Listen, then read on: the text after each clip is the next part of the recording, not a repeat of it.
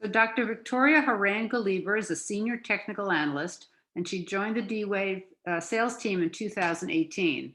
In her current role, Dr. Galiber works with teams around the world to bring quantum annealing to a variety of groups through seminars, workshops, and conferences. Victoria also does our training classes. You may have gotten an email about them. We have our next one is going to be scheduled for August, and you can find out about that. And in a couple of weeks, we will send out some information about that class. Victoria received her PhD in discrete mathematics from Arizona State University in 2012 through the U.S. Department of Defense Science, Mathematics, and Research for Transformation Scholarship Program. And more recently, she completed a master's degree in computer science with a specialization in machine learning through Georgia Tech University.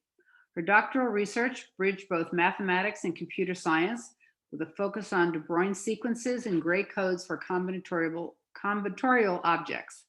After graduating, Dr. Galiber worked as a senior mathematician with the U.S. Air Force Research Laboratory's Information Directorate, along with a special assignment as the executive officer to the director. In early 2018, she joined D-Wave as a research scientist and continues to support the sales teams through customer interaction and training. And with that, we will get started. All right. Thank you, Susan, for the introduction. So I'm Victoria Galiber, and I'm here to talk to you today about our discrete quadratic model hybrid solver. Most importantly, how to formulate your problems for this new type of model. Many of you are probably familiar with our binary quadratic model. If not, I'll provide some resources that you can go look at to read up on that. Here's my email address on this slide as well. So if you have any questions or anything or want to connect on LinkedIn, happy to do that. So feel free to send any questions my way that you might have as you're learning about our tools and products. So let's get started. All right. So today we will start with a brief introduction, and then we're going to dive right into an example. So I'll give the problem setup. We'll talk about the application at hand. We'll look at how to formulate it as a discrete quadratic model. And then we'll run this live on our hybrid solver for discrete models.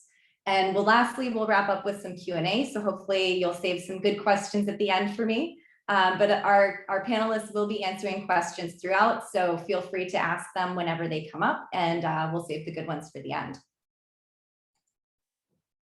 All right, so at D-Wave, we have a real-time quantum cloud service and quantum application environment. So through our Leap Cloud platform, you have real-time access to our quantum computers and our hybrid solvers that use both quantum and classical resources. So what this means is that me sitting in my house here in Germany, I'm actually going to run live problems for you all today on our quantum computer that is based in our lab just outside of Vancouver, Canada. So you can access these from our Leap countries. So all of the countries where you can access our Leap Cloud service, which is, all of Europe, Japan, North America, Singapore, Australia, India, and we're always growing that list of different countries. So we'll look at what does this interface look like? What does my program look like to run the application? And what do the results that come out of this look like? Part of our Leap environment is our hybrid solvers, and this is really what we're going to focus on today. So we have two types of hybrid solvers. We have one that runs binary quadratic models and one that works with discrete quadratic model solvers. So we've been working with this binary quadratic model for many, many years now at D-Wave. But over the last year or so, we've really honed in on this discrete quadratic model as an extension to this binary model that we're all familiar with.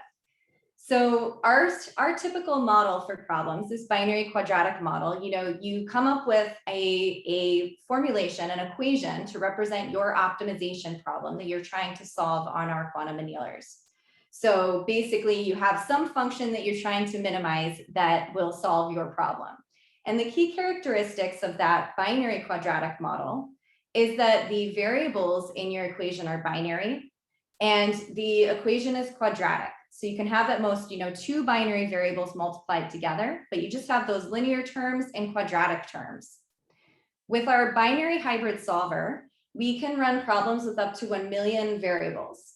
So these are really, really large problems, and we're really working on getting to that industrial size problem, looking for that commercial advantage. And the path that we see to that is this combination of quantum and classical resources through our hybrid solvers. So for our binary quadratic model solvers, that's one way. But today what we'll look at is this discrete quadratic model. So now we have variables that instead of just being binary, instead of just 0 or 1 or true false variables, now your variables can choose values from a list. So you may have things like my variable can take the numbers 11, 19, 29, and I want the quantum computer to tell me which value it should have. Or it may be things like, assigning colors to a map, or it may be assigning employees to a set of shifts, right? So with this extension from binary to discrete variables, it really broadens the scope of applications that we can consider and we can natively build with our tools. So some useful background material, as I mentioned. So we have a great problem formulation guide that talks about how to really formulate problems using this binary quadratic model. This is a great beginner's guide. The link is here, and I'll show these links again at the end of the presentation, but you may want to take a screenshot of this. And so this guide is going to step you through, really basic examples and how to build up to larger, more realistic problems where you kind of layer in different constraints to build up more complexity in your optimization problems. We also have our problem solving handbook, and this is in one of our documentation sites. And again, this is going to go through lots of useful techniques for building up these models for your problem. It's going to have lots of examples, lots of links to other application examples from different customers. And so these two guides are really, really handy in understanding that binary quadratic model. So if you haven't seen that before, that would be a great place to go to get started.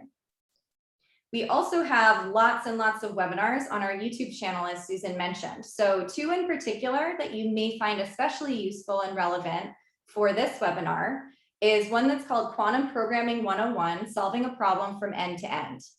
And what this webinar does is it looks at a basic problem and how to formulate it using that binary quadratic model, how to write up a Python program and run that on the quantum computer and to interpret the results and see how they look and how to improve them. So this Quantum Programming 101 webinar is going to be really focused on that binary quadratic model and writing that first ocean program to run on the quantum computer. We also have on our YouTube channel a set of 3 tutorials, which will kind of take you through everything you need to know. There's a lot of information. Each one of those videos is really packed with tons of really useful information.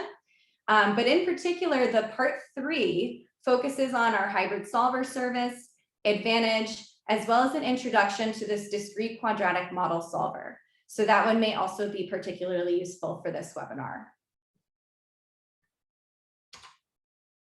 All right, so with that, let's just dive right in. Let's just go right into an example and work it through and see what we need to do to get up and running with this discrete quadratic model hybrid solver.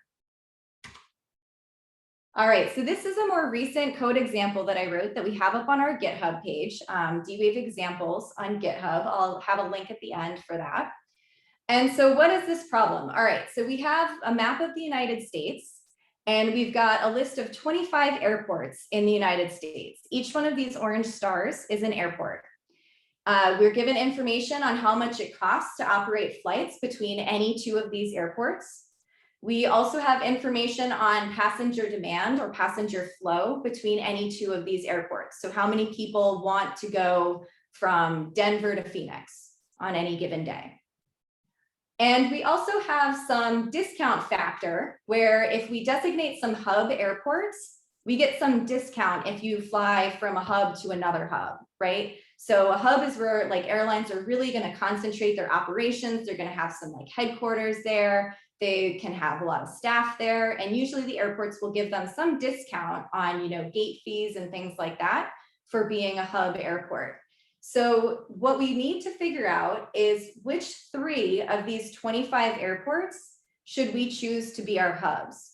Which ones are going to be the most cost advantageous to us with that discount of operating flights between hubs at a cheaper rate?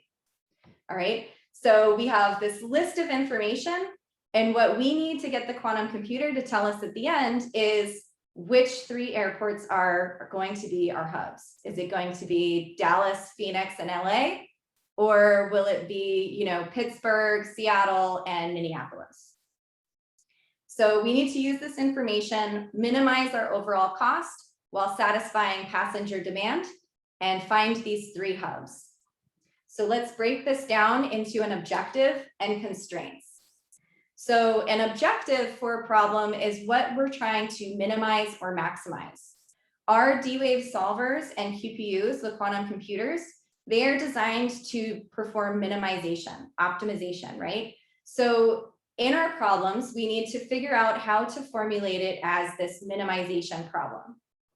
And to do that, we'll break it up into objective and constraints, and then kind of piece it back together to make one discrete quadratic model. And that's what we'll do step by step. So our objective in this problem, what we're trying to minimize is we're trying to minimize the cost for the airline, right? We want to choose the hubs so that we have the best, lowest cost possible. So our objective, minimize cost. Now constraints, first we said that we had to choose exactly 3 hubs. Second, passengers have to be able to get from any city to any other city, right? So out of those 25 airports, we need a connected route map, basically. And anytime a passenger is connecting, they should do that at a hub. So we don't want passengers connecting at, a tiny airport in maybe like Syracuse, New York, where I used to live. We want to connect through these major hub airports to be really advantageous to have, the most passenger throughput. All right, and as we go through this problem, just to give you a reference to where this model and where this problem kind of comes from, this is kind of the base of these hub location problems is out of this paper from 1987. So it's a little bit old, but a lot of the more recent papers are really based on the basic ideas in this paper. So we're just going to go right to, the ground truth from 1987. And this is really where this objective and constraints are laid out, is in this academic paper. So I'm not just making up these different objective and constraints. These are actually from the literature. All right, so we now in our mind have, at least in words, what is our objective and what are our constraints? We've clearly defined what we're trying to solve and what the rules are for our problem. So our next step is to figure out how to formulate this as a discrete quadratic model. Okay, so how do we take that objective and list of constraints and translate this into math expressions that use some kind of these discrete variables? So this is where we first need to think about what are discrete variables. So what we say is they use these classes, okay? So for example, in problem 1, you might have a variable that could take the values 0, 1, or 2. So that it could take 3 values, one of those 3 values, and that's what we call classes. There's 3 classes or 3 cases. On the other hand, if we were doing something like map coloring, maybe instead of numbers, the values it could take are colors. So red, blue, green, or purple. Or it may just be true, false, 0, 1. A binary model is actually also a discrete model. So basically what these 3 lists have in common, these 3 examples, is that they have, these discrete choices for the variable's value. And it's a finite list. So I'm not just saying like X could be any integer. It has to be from some finite list that we're choosing from. We like to think about it, binary, you can kind of think about it as flipping a coin. It's going to be heads or tail. But for discrete, it's more like rolling dice. You could have any one of the numbers 1 through 6 appear, but there's a finite list of them, just 1, 2, 3, 4, 5, 6, and you're just going to get 1 each time. So to use our discrete variables with our hybrid solver, we just talked about how the variables can take values from this finite discrete set. And the requirement is that each variable, it can only get one of those values. So thinking back to like the case where we were assigning colors, It can only get one color. You can't give it red and blue. It can only get one of them. And so this is, you may sometimes see it referred to as a 1 and n constraint, but basically each variable is going to get exactly one of those values. So for our problem, the way that we're going to formulate this is by assigning a variable to each city. So we have that list of 25 different airports, and our variable, the value of it, is going to tell us which city that airport flies directly to. So basically, each city gets one flight out of it. All right, so if you're in Seattle and Seattle's not a hub, you can only fly to one city. That city might be Phoenix, and then you have to connect in Phoenix to wherever your final destination is. So in this example, you see X, the variable for SFO, San Francisco, equals Seattle. That's telling me that San Francisco flies direct to Seattle, and that's it. That's the only flight that San Francisco has. So mathematically, we're basically saying, you know, each city has a variable, and the value of that variable tells us the city that it flies directly to. Now, how does this indicate hubs? Because we need to figure out hubs, and hubs are where all the connections happen. So there's lots of flights there, right? So this, you know, one flight thing doesn't really apply to hubs. Well, if a variable has its value, its city that it flies to, just equal to itself, then that's indicating that it's a hub. So for example, if the variable San Francisco has a value of San Francisco, then that's telling me that San Francisco is a hub airport and it can fly to lots of places. All right. So basically, if a variable has a value that's a different city, that's where it flies to. And if it has a value that is itself, it's a hub. So that's how we're going to define these discrete variables. And this is a finite discrete list. There's just 25 cities. So there's just 25 options for values for our variables. So let's go through an example, because I know that can be a little bit confusing the first time that you hear that definition. So here is an example network from that paper that I mentioned earlier. And we've just got these cities, you know, G, I, H, K, M, J, and Q. And so let's go through and see, okay, if this was our final route map, what would those variable values look like?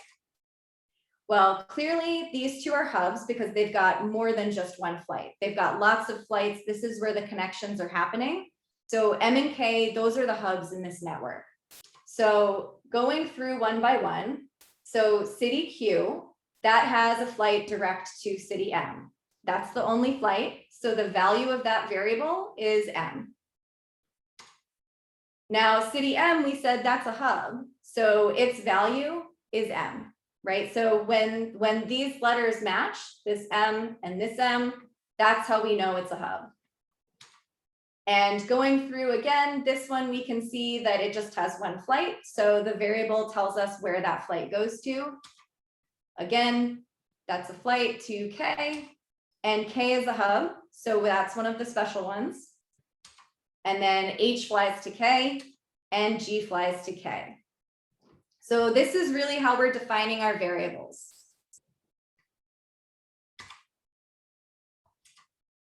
All right, so now we have these discrete variable definitions, and we need to figure out how to formulate this discrete quadratic model.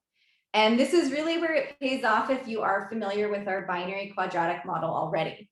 So the trick to using our discrete variables is to think about these discrete variables as a set of binary variables. Okay, so to use our Ocean tools for the hybrid solver and to formulate your problem accurately to match, to get the model to match the problem you're working on, we need to think about each one of these as a binary variable. So for city I, maybe this is like Seattle or something, it could take the value 0, 1, 2, 3, all the way up through 24, because we have 25 cities, right? So this city I could have any one of these values, any one of those 25 cities. So we can think about this as 25 distinct binary variables. So each one of these is binary, where it says, you know, is xi equal to 0? Yes or no? That's a binary variable.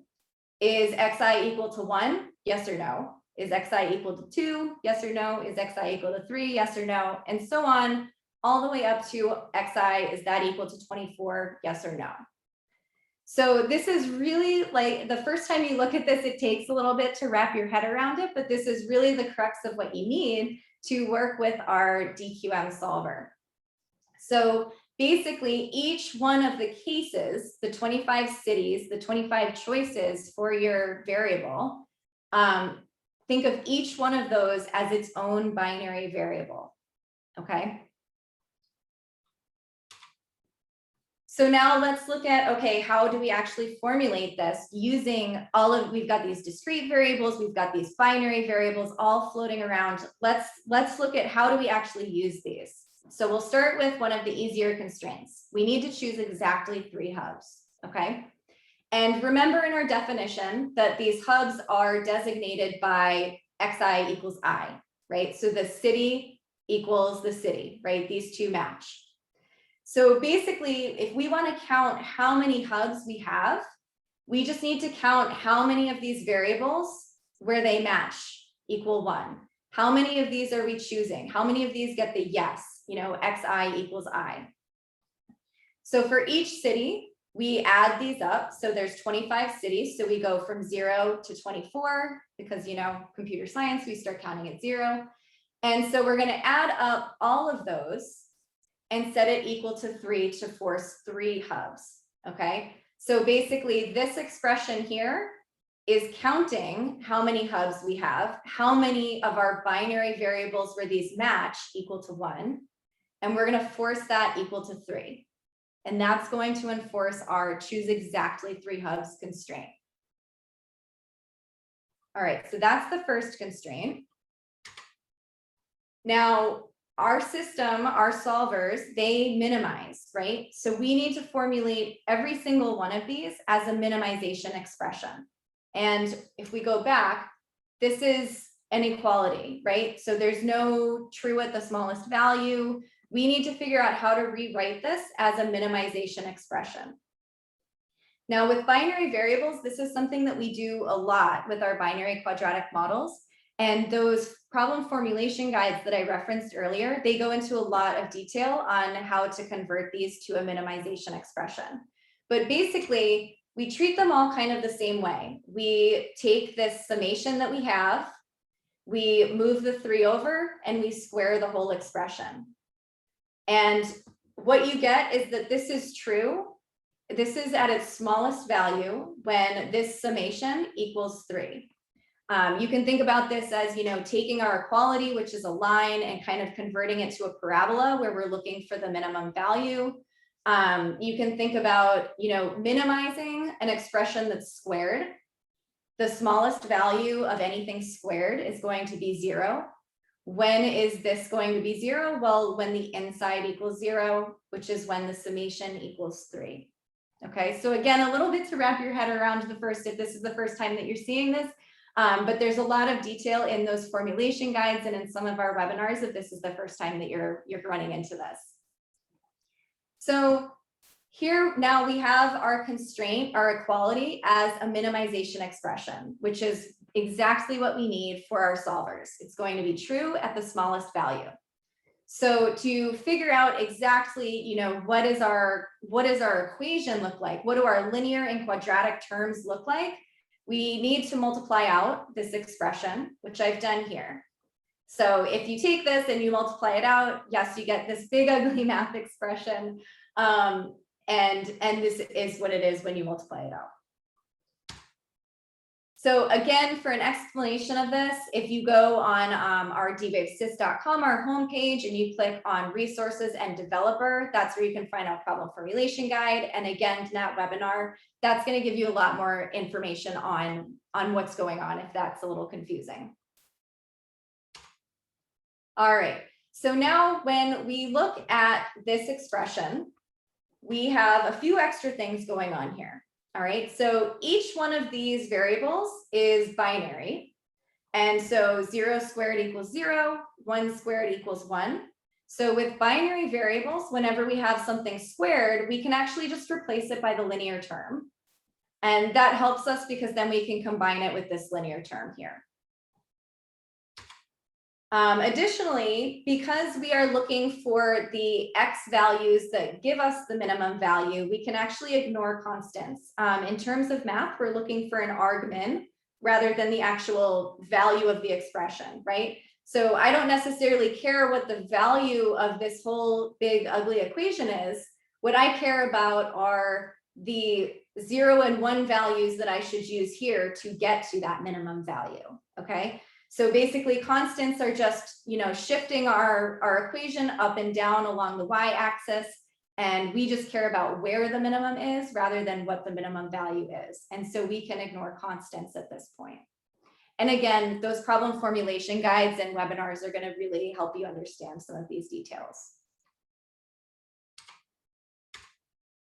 All right, so with those simplifications, I get a much cleaner, a much simpler expression to work with. There's one fewer of the big sigmas, and the constant is missing. So here now I can clearly see, a linear term and coefficients and quadratic terms and coefficients. And so this is going to fit into our quadratic model. All right, moving on to constraint 2. So every city must connect to a hub. Okay, so this one is a little tricky to wrap your head around as well.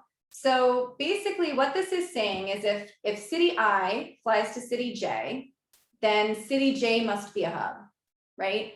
Basically, if I and J are different, then I is not a hub, so J has to be. We can only connect at hubs.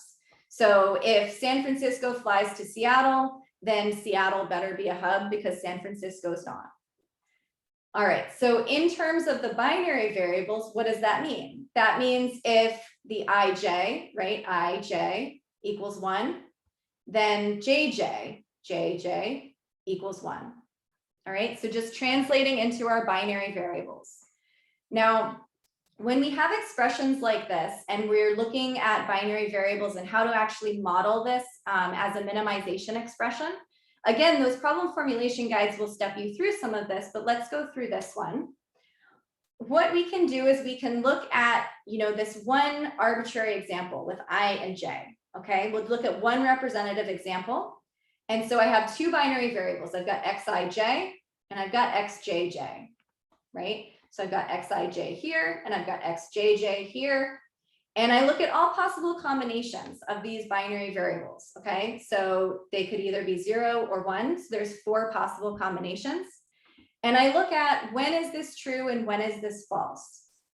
Now, in terms of math, the only time an if-then expression is false is if the first part is true and the second part is false, right? So the first part is true, xij equals 1. And the second part is false, xjj is 0. This is the only bad case here, okay? So these ones are okay because we kind of don't even enter the clause because this isn't true. And then in this case where it is true, the second one is true, and so we're good. So basically we need to figure out how to model this using just linear and quadratic combinations of these two binary variables. And the way that we do this is by assigning a value to true and a value to false. Our solvers minimize, so I'm going to assign a small value for true, say 0, and a larger value for false, say 1. Okay, and based off of these values that I've chosen, I'm going to come up with an expression. So what we can do is we can basically set up a system of equations. So, you could put a linear coefficient on here, a linear coefficient on here, and then a coefficient on the quadratic term, the product. And you can go through and solve this system of equations to find an expression that matches this value column. Again, those guides are going to really step you through every single step of this. So if you want more information on that, again, those guides and the videos are going to be really, really useful. For now, I came up with an expression for this column. So here's this expression for the value column. If I plug in xij equals 0 and xjj equals 0, I get 0 minus 0 times 0, which is 0. So that one checks out. If I look at the second row, I've got 0 minus 0 times 1. That equals 0, so we're good. On the third row, I've got 1 minus 1 times 0. So 1 minus 0 is 1. And then the last one, I've got 1 minus 1 times 1. That's going to equal 0. So you can verify that this expression matches this value column. So this expression is able to model that relationship for these two specific cities, I and J. Now we need to check this over all possible combinations of I and J, all possible city pairs in our network, right? So we need to check, if Seattle, if San Francisco connects to Seattle, then Seattle's a hub. But we also need to check if Phoenix connects to Denver, then Denver's a hub. So we need to go over all possible combinations, all possible city pairs, and make sure that if our city flies to another city, then that city is a hub. So that's going to model our second constraint. And on this one, you can see we've got linear and quadratic terms here. So again, it matches our quadratic model. All right, the third constraint, that our network has to be connected. Every passenger must be able to get from any city to any other city. And this one's kind of sneaky. We get this one for free because all hubs are connected in our network, okay? So we are setting this as a requirement that all hubs are connected. So if our 3 hubs that we choose are San Francisco, Chicago, and Baltimore, there are flights between those hubs all the time. And so basically I can get from, any one of these like spokes to any other by connecting through the hubs. So every city connects to a hub, every hub goes to every other hub. And then again, your destination city has to connect to a hub. So the hub connections, they're going to add to our cost, but we're going to add that in to enforce this connected network. All right, the most complicated part, I'm not going to go into too much detail on this because it is fully described in the paper that I referenced. But the objective for this is to minimize cost overall, okay? And cost is made up of a few different components, which is what makes it so complicated, but we can talk through it a bit. So the cost function, there's a cost to operate a direct route between any pair of cities. Okay, so if I'm flying from city I to city J, there's a cost. There's also passenger demand from city I to city J. We need to make sure that we are taking that into account, like how many flights do I need to operate between 2 cities based on passenger demand, as well as the discount factor between hubs. So you'll see this is actually screenshotted right from the paper. There are linear terms. These binary variables, these xik's, these match up with our binary variables. This is another linear term, just one x in there. And then this big ugly beast at the end is a quadratic term because we've got a binary variable here, an x here, as well as here, and they are multiplied together. So this is a big ugly expression, but it is quadratic with the binary variables, so we can use that. In this equation, C represents, this cost in the beginning, and W represents the passenger demand in the paper. All right, so that was a whole ton of really technical math. So no worries if you did not get that all on the first pass. This, as Susan said, this is recorded. You can rewatch this, and I know the first few times that you see these discrete models, it can be very confusing, okay? So there's a lot going on here and a lot of different techniques that we've covered on this, but basically we have that objective and we've got these constraints formulated in terms of these binary variables that represent our discrete model. And once you've done each piece of that, we're actually at like the easiest step. The easiest step is combining everything together because basically you just have addition. So we've written each one of these, the objective, constraint 1 and constraint 2. Remember constraint 3 we got for free, that the hubs were all connected, so we don't need to worry about that. But basically each one of these we wrote so that they are satisfied at their smallest value. So each one of these is written as a minimization. So to minimize the whole thing, we can just add these all together. What you will see in some of the code examples is some weighting coefficients on here, sometimes referred to as Lagrange parameters or penalty coefficients, to allow you to accurately weight how strictly you're enforcing constraints versus your objective. So how strict are we enforcing that flights must go, you can only connect at hubs versus the minimizing the cost. This is a bit of a parameter tuning that you need to do every time you build one of these models, whether it's binary or discrete. It's just to weight these so that you get good results. It just takes a little bit of tuning. All right. As I mentioned, that was a whole ton of technical math equations. Hopefully you got some out of that and you'll be able to go back and review this and look at some of the different guides that I mentioned. But for now, let's look at the code. Let's look at what does it actually mean to use this discrete quadratic model solver. So using the DQM solver, basically in our Ocean programs, Ocean is our software toolkit that we're going to use. We follow this general flow. We're going to initialize our DQM object.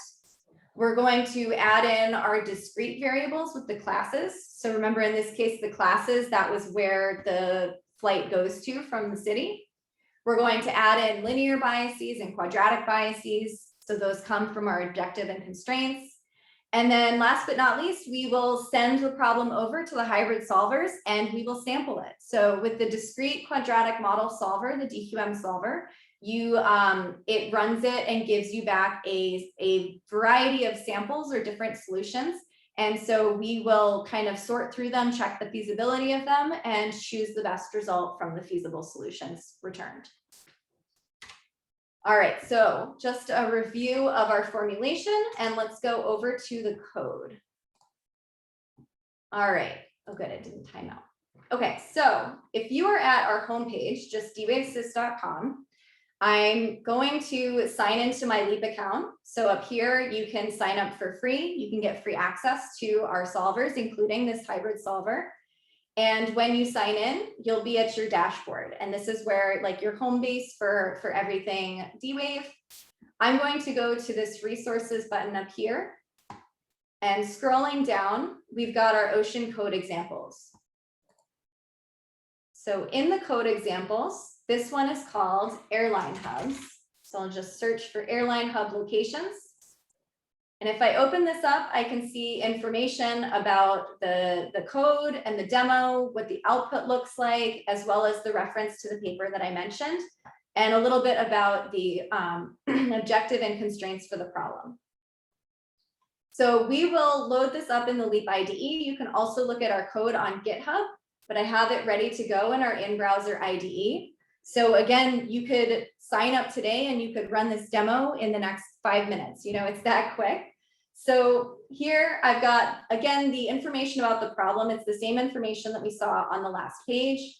You can see it's going to produce a GIF that runs through the different solutions and shows you the cost for each solution. And it'll pause on the best one found. So you can see the cost is decreasing as it goes through these solutions and it finds this best solution. So let's go ahead and run this live. All right, so here we are, and this is the demo file. So up here, I've got our problem formulation summary. This is just from that slide I just showed you. And let's see where these are in the code. So here you can see I'm reading in the inputs like the passenger flow, the cost information to formulate my problem. I'm going to read in the city information, so kind of building up the potential network map with latitude, longitude, city names, building up a graph of the network, drawing a graph of the network, and then here on line 139, building the DQM. That's what we want to look at. All right, so first I'm going to initialize the DQM object, and I'm going to add a variable for each city. So N is our number of cities, 25 in this case. And I'm just going to give each city a name. It's going to name it like 0 through 24. And let's go into building it. All right, so our objective minimize cost. This big expression I'm implementing here on this first set of for loops, okay? So you can see I've got this first term is linear, this second term is linear. You can see here I'm setting 2 linear terms, all right? So I'm getting what the linear coefficient is first, because maybe it's not 0, maybe there's something else I've already put there. And I'm putting in these C times the W's in here. For this quadratic term, I'm actually going to build up my quadruple nested for loop, and I'm going to set my quadratic case here that has this A is the discount factor for hub to hub flights. And you've got the cost in there and the passenger flow as well, matching up with what we have from the paper. All right, so that's definitely the most complicated one. Let's go to these constraints. So first, every leg must connect to a hub.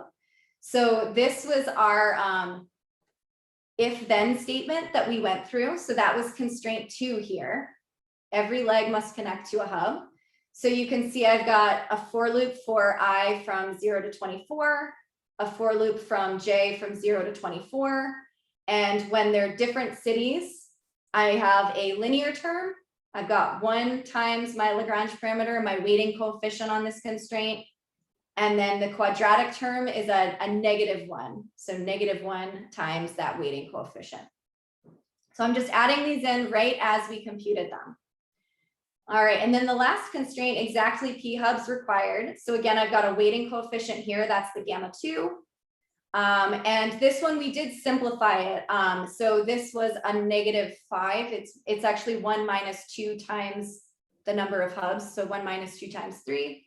And so we see that here, this 1 minus 2 times 3 for the linear coefficient. And then the quadratic coefficient, we've got a 2, which is this 2 here. All right. So I'm just building them in. Basically, whenever you see a sigma in your math equation, it's going to translate to a for loop in my program. So that's how easy it is to build it up once you have the formulation. So definitely a lot of time you're going to spend is on the problem formulation. And then once you have that, writing up the code, once you have you've got some good examples and some videos and everything to guide you through that. So that should get you started. The rest of the program is basically interpreting the solutions that are fed back. So getting the network map from the samples, computing costs, visualizing results, and generating the images and the GIF file and all that. So let's just go ahead and run this.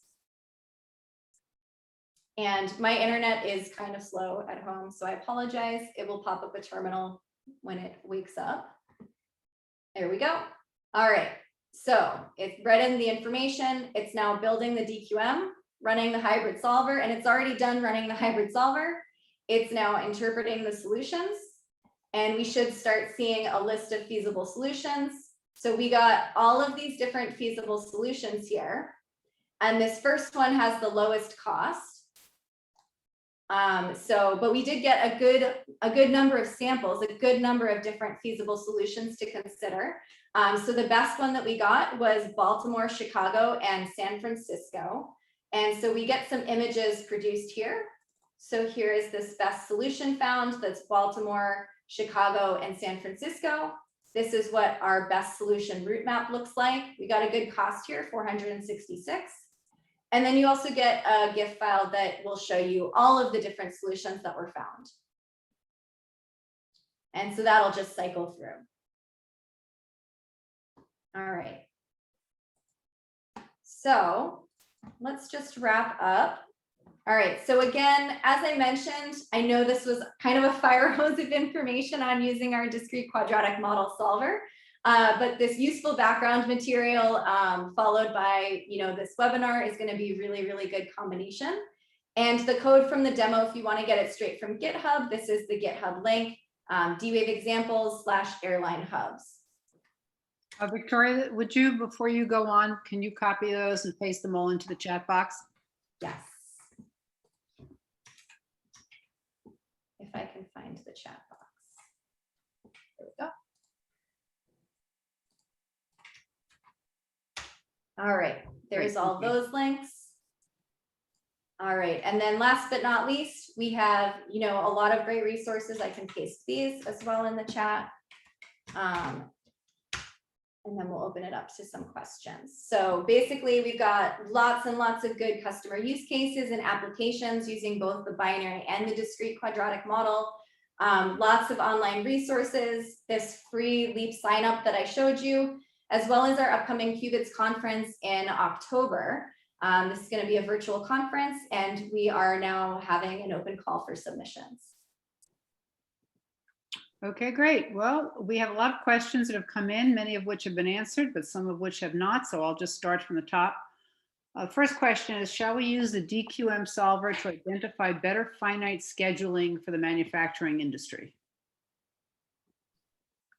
So that could be a good application. Yeah. So we have a code example that looks at like employee schedules, which may be relevant. So, I could see how you might be able to do assigning tasks to machines and things like that, like job shop scheduling type applications. But yeah, I mean, our discrete quadratic model solver is still pretty new. So we're still really exploring a lot of different applications, but I could definitely see some good potential in that area. Okay. Next question, why would you not allow flights from a single city to 2 or more hubs? So you absolutely could. It just makes it a more complex problem. So basically, trying to keep this complex problem as simple as possible. We like to keep the constraints at a minimum, but that's absolutely an extension that you could do on that. You could set an upper bound on the number of cities one city can fly to. You could set a fixed number, but basically, yeah, you could add in constraints to beef up the complexity of the problem. Okay. How do you steer the tuning of Lagrange parameters used for the imposition of constraints? It can be terribly problem dependent. Yeah. So it's definitely problem dependent. It's going to depend on quite a few different things, like the values of your objective function. Is that cost going to be, somewhere between like 0 and 100, or is it like in the millions? You're going to have to weight your constraints differently based on that.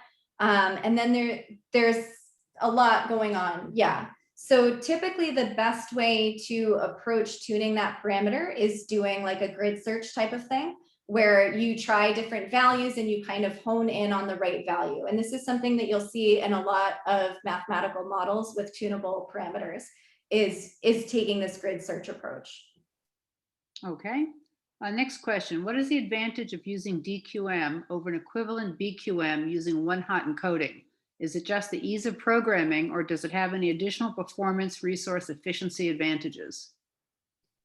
So there's a few different things, actually. So first of all, the one-hot encoding constraint you get for free without having to add an extra constraint to your problem using the discrete quadratic model solver. So basically, if I were modeling this using our binary quadratic model solver, I would have a fourth constraint that says each city gets assigned exactly one other city. Whereas with the discrete quadratic model solver, I get that for free, which keeps my model less complex. And it also enforces that constraint, like 100%. I'm not going to get back solutions where my city gets assigned multiple cities, just because of how I'm defining the variables. The other benefit is these are actually two separate hybrid solvers that are running different portfolios of algorithms under the hood. So one thing that I like to do is actually formulate a problem and use both solvers and see which one works best for my problem, right? So they're just like with classical algorithms. Some problems in algorithm will perform better, some worse. And so you try a range of different algorithms to figure out which one is the best fit for your problem. And so this is just kind of adding another tool to your tool belt. Great. Technically, can I understand the DQM solver as minimizing the ground state of end-state POTS models? I'm not familiar with POTS models, so I can't answer that. Sorry. Okay, well, I guess that one stumped our panelists too. So they threw it to you. All right, next question. How can we select correct values for penalties for constraints? Yeah, so that's going to be that grid search approach again. Yeah, so tuning that penalty, that coefficient, the Lagrange parameter, it's a little bit of guess and check, but yeah, you try different values and see which one works best for your problem and your constraints. Okay. Someone asked, can we use the ocean simulator on a Jupyter notebook instead of using the D-Wave itself?